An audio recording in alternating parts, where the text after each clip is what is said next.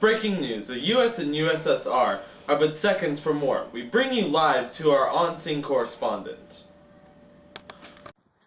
Thank you, William. The Soviet Union's ships have started to retreat. We have averted a war today. We have a statement from the President being read now. We have found evidence of the USSR holding missiles in Cuba as proven by the ships that have shown up to our blockade. We will try to keep the peace, but if war is to happen, let it begin today. End quote. Now, our live correspondent Cole has some news in Cuba. Thank you, William. The Soviet Union ships have already begun to retreat, and war has been averted today. Also, apparently there are already anti-air guns along with nuclear missile bunkers and silos being made here in Cuba for protection, or maybe even offensive against America. Thank you, Cole, for telling us about this monumental miracle. Thanks to this miracle, nuclear fallout has been averted. And I hear Cole has found a soldier down in Cuba that he can interview. Yes, we have Sergeant Alex Mason here to describe what he saw on the seas when the Soviets were coming to our blockade. We saw the USSR approach the blockade without knowing what to do. Prepared for the worst.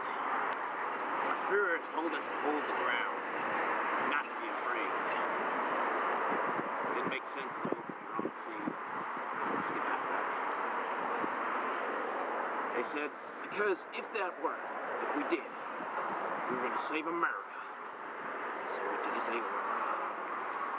But when those Soviets radioed for us to move, our nerves strengthened. We stayed for our country. The good old U.S. of America. Yes, thank you, Sergeant, Yeah. for preserving our freedom on this day that will live on in history. Yes, sir, we know. Very inspiring. Well, now we have a Russian naval officer here for more details. Yes, hello.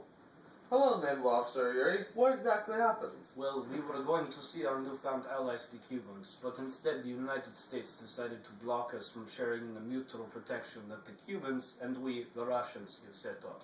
In my own opinion, we should have just broken through the blockade, but our superiors would not let us. Something of a nuclear fallout. Interesting. And why would you do such a thing?